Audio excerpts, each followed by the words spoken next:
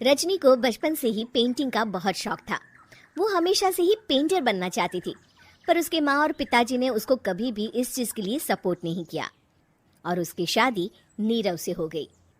नीरव रजनी को बहुत प्यार करता था, पर रजनी हमेशा चुपचाप ही रहती। वो इस शादी से खुश नहीं थी। वो ये शादी नहीं करना चाहती थी। उसे तो हमेशा से पेंटर जो बनना था। अपने इस सपने को वो नहीं पूरा कर पाई, इसलिए वो हमेशा उदास रहती थी। रजनी, बहुत ही बढ़िया फिल्म लगी है, कल देखने चले? नहीं जी, कल मुझे बहुत काम है, मैं नहीं जा पाऊंगी। अच्छा तो कोई बात नहीं, संडे को चलते हैं। देखिए, मुझे फिल्म देखना पसंद नहीं है, आपको जाना है तो चले जाइए। नीरव को मना करके रजनी वहां से चली जाती है और अपने बैग को खोलकर उसमें बंद पड़े ब्रश और कलर्स को देखकर रोने लगती है। रजनी, चलो ना कहीं बाहर खाने चलते हैं, कुछ तुम्हारी पसंद का। जी मुझे नहीं जाना, मेरी तबीयत ठीक नहीं है। रजनी वहां से चली जाती है। नीरव को समझ नहीं आता कि रजनी उससे इतना दूर क्यों रहती है। वो जब भी उसके साथ वक्त बिताना चाहता है, रजनी कोई ना कोई बहाना बना देती है। एक दिन घर पर कोई नहीं था। रजनी घर का सारा काम जल्दी से खत्म कर लेती है। घर पर अकेले होने के कारण वो सोचती है कि वो आज पेंटिंग करेगी। वो अपने कमरे में जाकर पेंट ब्रशेस और कलर्स निकालकर जैसे ही कलर मिक्स कर रही होती है कि दरवाजे पर बेल बज जाती है। अब कौन आ गया इस वक्त? इतनी मुश्किल से तो मुझे पेंट करने का मौका मिला है।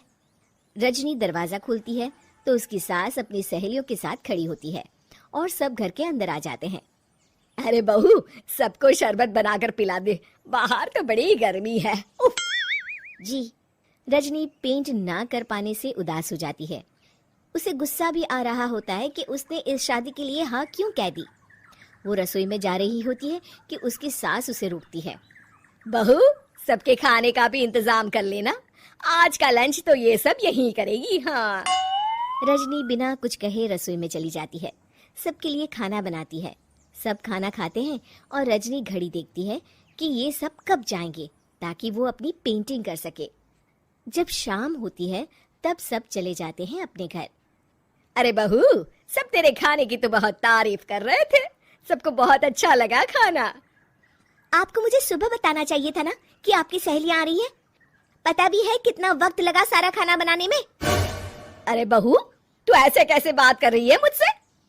तो और कैसे बात करूं? मैं इस घर की कोई नौकरानी नहीं हूं कि इतना काम करूंगी। रजनी अपने कमरे में जाकर दरवाजा बंद कर लेती है। शाम को जब नीरव आता है तो उसकी माँ उसे पूरी घटना के बारे में बताती है। क्या? रजनी ने आपसे इस तरह बात की माँ? हाँ, और पता नहीं उसे क्या हो गया है, शाम से बाहर भी नहीं आई है। मैंने तो कई बार आवाज दी, खाना भी नहीं खाया उसने।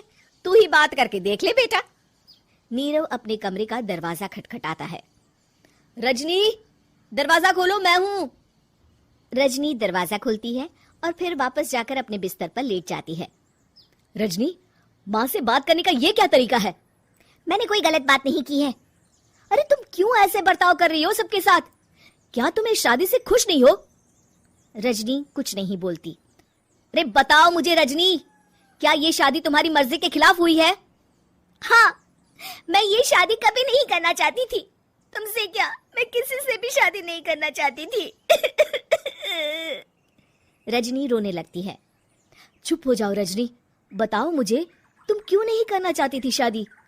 रजनी बेड के नीचे से अपने पेंटिंग्स, कलर्स, ब्रश, पेपर्स निकालती है। इतने में उसकी सास भी कमरे में आ जाती है।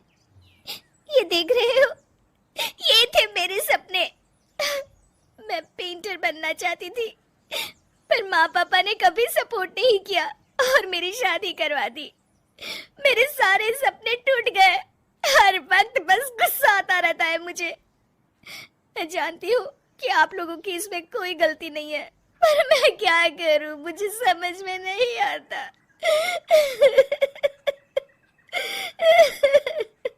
रजनी फूट फूट कर रोने लगती है।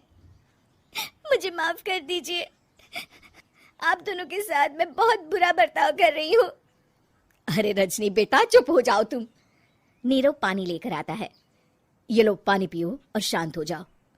रजनी पानी पीती है और उसकी सास पेंटिंग्स देख रही होती है। अरे नीरव, हमें तो पता ही नहीं था कि हमारी बहू कलाकार है। अरे कितनी अच्छी पेंटिंग्स बनाई है देखो तो। ये वाली तो मैं अपने कमरे में ले जाऊंगी। आपको ये पेंटिंग्स अच्छी लगी? अच्छी नहीं, बहुत अच्छी लगी।